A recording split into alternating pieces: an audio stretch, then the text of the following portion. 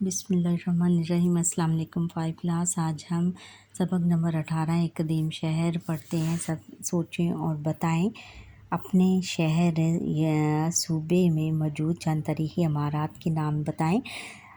آپ اپنے علاقے یا صوبے کے لحاظ سے اپنے بتائیں گے، لیکن میں بتاؤں گی کہ ہمارے شہر میں بادشاہی مسجد، شالیمار باغ اور شاہی قلعہ موجود ہیں اور مقبرہ جہانگیر بھی ہے۔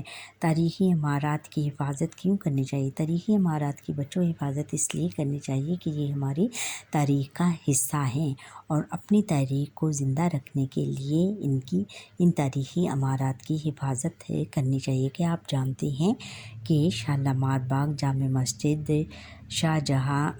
شاہجہاں ٹھٹہ، شاہی قلعہ اور مہر گڑھ کے قدیم آثار عالمی ثقافتی ورثے کا حصہ ہیں۔ اب سبق کی طرف آتے ہیں۔ ایک قدیم شہر تلفظ سیکھیں۔ تہذیب، مماثلت، اثاثہ دریافت، اوزار متبرک، پرستش، کھڈیاں اور نکاسی آب۔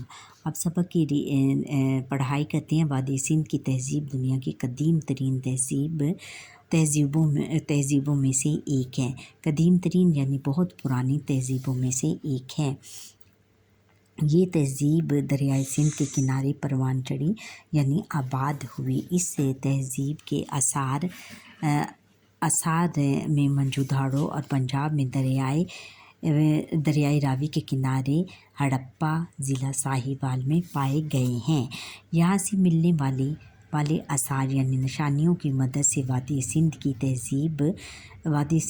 تہذیب کے بارے میں جاننا آسان ہو گیا ہے۔ ہڑپہ کے مقام سے مٹی کے پکے برتن، مہرے اور وزن کرنے والے پاٹ ملے ہیں، یعنی وزن کرنے والے بڑے بڑے پاٹ لکڑی کے ہوتے تھے بچوں۔ زمانے میں لکڑی کے انہوں نے پاٹ بنائے ہوتے تھے، بلاکس بنائے ہوتے تھے جن پر کہ وہ وزن کرتے تھے۔ مہرے پکی مٹی، تانبے اور چاندی کی بنی ہوئی تھیں۔ مہروں پر ہاتھی اور کوہان والے بیل کی تصویریں زیادہ نمایاں ہیں۔ اوزار کانسی سے تیار کیے جاتے تھے۔ کانسی ایک دھات ہے، یعنی ایک ایک میٹیریل ہے جس سے وہ بنائے جاتے تھے پرانے زمانے میں۔ موہنجودڑو اور ہڑپہ سے ملنے والی اشیاء میں مماثلت پائی جاتی ہے، یعنی وہ تقریباً ایک جیسی تھیں کیونکہ یہ دونوں شہر وادی سندھ کی تہذیب کا حصہ تھے۔ ہڑپہ سے ملنے والی مہروں پر دیوی دیوتاؤں کی تصویریں ملی ہیں، جن سے ثابت ہوتا ہے کہ وہ مورتیوں اور دیوتاؤں کی پوجا کرتے تھے، یعنی مٹی کے بت بھی پوجنے کے لیے بنائے جاتے تھے۔ وہاں کے باسی یعنی وہاں کے رہنے والے درختوں کو متبرک خیال کرتے تھے۔ وہ درختوں کو بھی ان کا خیال تھا کہ یہ بھی بہت زیادہ مبارک ہیں ان کے لیے، اور یہاں جانوروں کی پرستش کا بھی رواج تھا، جانوروں کی پوجا کرنے کا بھی رواج تھا۔ جانوروں میں بیل، شیر، ہاتھی اور گینڈے کی تصاویر بھی ملی ہیں۔ اور بچوں اس سے یہ پتہ چلتا ہے کہ اس تہذیب سے جو آثار یا نشانیاں ملی ہیں ان سے یہ پتہ چلتا ہے کہ یہ تہذیب جو تھی یہ بدھ مت تہذیب تھی، بتوں کی پوجا کرتی تھی اور ہندو مت سے ان کا تعلق تھا۔ ہڑپہ میں کاروبار زندگی ایک باقاعدہ نظام کے تحت چلایا جاتا تھا، یعنی ان کا اپنا نظام تھا، یعنی ایک دستور بنایا ہوا تھا۔ وزن اور ناپ تول درست اور معیاری رکھنے پر زور دیا گیا تھا۔ صفائی کرنے والے ملازم گلیوں اور راستوں کو صاف رکھتے تھے۔ اس شہر کی منصوبہ بندی سے اندازہ ہوتا ہے کہ شہر کے اوپر والے حصے میں عمرہ رہتے تھے، ان کے گھر بڑے ہوتے تھے اور ملازموں کے علیحدہ کمرے بنے ہوتے تھے۔ لوگوں کی اکثریت غریب تھی اور شہر کے نچلے حصے میں چھوٹے مکانوں میں رہتے تھے، یعنی اکثریت ان کی غریب تھی اور وہ شہر کے نچلے حصے میں رہتے۔ یہ دیکھیں، یہ تصویر میں انہوں نے بتایا ہوا ہے کہ یہ دیکھیں اوپر والے حصہ بتایا ہے اور یہاں پر امیر لوگ رہتے تھے، اور یہ نیچے والے حصوں میں یہ دیکھو چھوٹے مکانوں کی نشانیاں ہیں، یہاں پر وہ غریب لوگ رہتے تھے۔ مردوں اور عورتوں کے درمیان کام تقسیم کیے گئے تھے، یعنی کام تقسیم کیے گئے تھے۔ عورتیں آٹا پیستی، کپڑا تیار کرتی، ان مویشیوں کی دیکھ بھال کرتی تھی، جبکہ مردوں کا پیشہ کاشتکاری، تجارت اور صنعت کاری تھا۔ صنعت کاری یعنی وہ گھر میں انہوں نے کھڈیاں لگائی ہوتی تھیں، کھڈیوں میں کا زیادہ کام کرتے تھے۔ کھڈی یعنی ہاتھ سے بنا کپڑے جو تھے وہ ہاتھ سے بناتے تھے۔ صنعت کاری کا مطلب ہے کہ وہ چھوٹی فیکٹریاں لگاتے تھے۔ کچھ گھروں سے کپڑے بننے کی کھڈیاں بھی ملی ہیں، جس سے ظاہر ہوتا ہے کہ کپڑا بننا بھی ان کا پیشہ تھا۔ مٹی کی مورتیاں اور ان پر بنے ہوئے کپڑوں کے نقوش کپڑا بنانے کی صنعت کا پتہ دیتے ہیں۔ عورتیں آرائش اور بناؤ سنگھار کے لیے ہار، مالائیں اور چوڑیاں پہنتی تھیں، یعنی عورتوں کو اس وقت کے زمانے میں بھی عورتوں کو اپنے بناؤ سنگھار کے لیے جولری استعمال کرتی تھی۔ ہڑپا کے لوگ پڑھ لکھ سکتے تھے، یعنی وہ پڑھے لکھے تھے، اور ان کا رسم الخط دلچسپ اور پیچیدہ تھا۔ ان کا جو لکھنے کا سٹائل تھا بہت دلچسپ اور مشکل تھا۔ اس عہد کے لکھنے کا ایک نظام بنایا گیا تھا، لکھنے کا ایک نظام بنایا جس میں تقریباً 400 علامات تھیں، اور یہ علامات ان میں رسم الخط نہیں تھا بچوں، اور علامات تھیں، اور اس سے ہی وہ اپنا رسم الخط لکھتے تھے، اسے تاجر، فوجی اور سیاسی افراد استعمال کرتے تھے۔ اسے صرف کاروباری، فوجی اور جن کا تعلق سیاست سے تھا وہ لوگ استعمال کرتے تھے۔ آثار قدیمہ کے ماہرین بھی ابھی تک ان علامات کی معنی تلاش نہیں کر پائے۔ بعض ماہرین کا خیال ہے کہ یہ تحریریں ایک سے زیادہ زبانوں پر مشتمل ہیں، جبکہ کوئی ماہر اس تہذیب کے رسم الخط اور الفاظ پڑھ نہیں لیتا۔ اس وقت تک اس تہذیب کے کئی گوشے چھپے رہیں گے، یعنی اگر اس تہذیب کا رسم الخط یعنی اس کی پڑھائی، اس کا پڑھنا ہمیں آ جائے تو پھر ہم اس کے بہت سارے گوشے ہماری نظر کے سامنے آ جائیں گے، اور ہمیں پتہ چل جائے گا کہ ان کے حالات کے بارے میں پتہ چل سکے گا۔ ہڑپا کی سرزمین زرخیز تھی، بہت زیادہ اس میں ہریالی تھی۔ اس کی معیشت یعنی اس کے پیسے کا انحصار زراعت اور تجارت پر تھا، زرعی یعنی کھیتی باڑی اور کاروبار پر تھا۔ اس تہذیب کی اکثریت کاشتکاروں پر مشتمل تھی۔ موسمی بارشوں کی وجہ سے یہاں خوب فصلیں اگتی تھیں۔ یہاں کی فصلوں کے جو آثار ملے ہیں ان کی بنیاد پر کہا جا سکتا ہے کہ گیہوں یعنی گندم، باجرہ، جو، دالیں، کپاس اور چاول یہاں پیدا ہوتے ہوں گے۔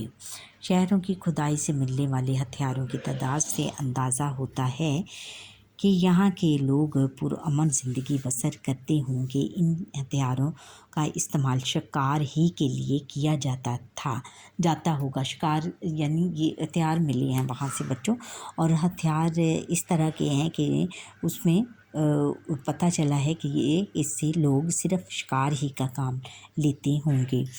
مویشی ان کی زندگی کا اہم حصہ تھا، اور جانور ان کی زندگی کا بہت اہم حصہ تھے۔ جانور پالنا ان کا شوق تھا۔ بیل ان کے نزدیک اہم ترین جانور تھا۔ اس کے بیل کی تصویر والی بے شمار مہرے اور کھلونے بھی ہڑپا کے کھنڈرات سے برآمد ہوئے ہیں۔ اس شہر کے کھنڈرات کے آثار بتاتے ہیں کہ یہ لوگ فن تعمیر سے اچھی طرح آشنا تھے۔ فن تعمیر یعنی عمارتیں وغیرہ بنانے میں ان کو بہت زیادہ شوق تھا۔ कारीगर ईंटें बनाने और इन्हें पकाने के फ़न से वाकिफ़ थे। मकानात की बुनियादें गहरी और मजबूत बनाते थे। मकानात की तामीर में पुख्ता ईंटें इस्तेमाल करते थे। हर घर में गुसल खाना मौजूद होता था, यानी गुसल खाने भी बनाए जाते थे। फ़न तामीर में बाकायदा एक नक्शों के तहत वो घर बनाते थे और उनमें गुसल खाने भी मौजूद होते थे। मकानों में रोशनी और हवा का माकूल बंदोबस्त किया जाता था और मकान बनाने से पहले ये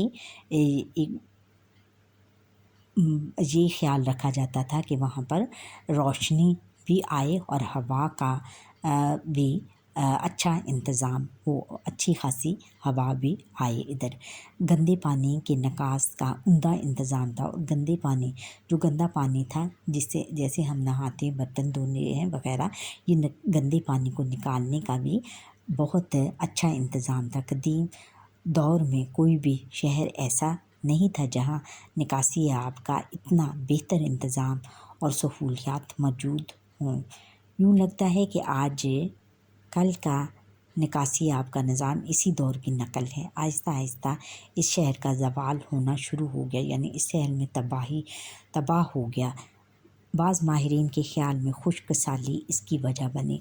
कुछ माहिरीन कहते हैं कि इसकी वजह जो है तबाह होने की, इस शहर की तबाही की वजह खुश्क साली है, यानी इसमें कहत बहुत ज़्यादा खुराक की कमी हो गई थी, जिसकी वजह से लोग मरना शुरू हो गए थे और शहर तबाह हो गया।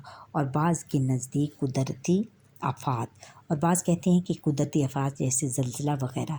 बहरहाल वजह जो भी थी, आखिर ये तहज़ीब ख़त्म होकर रह गई। हड़प्पा ना सिर्फ पाकिस्तान का तारीख़ी मकाम है बल्कि आलमी सकाफ़ती वर्से का भी हिस्सा हैं।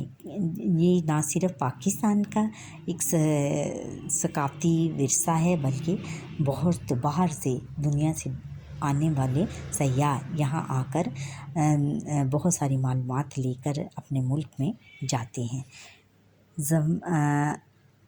आगे है कि ज़िंदा कौमें अपनी तहज़ीब व सकाफ़त की वजह से पहचानी जाती हैं। हमें चाहिए कि अपने सकाफ़ती वर्से की हिफाजत करें।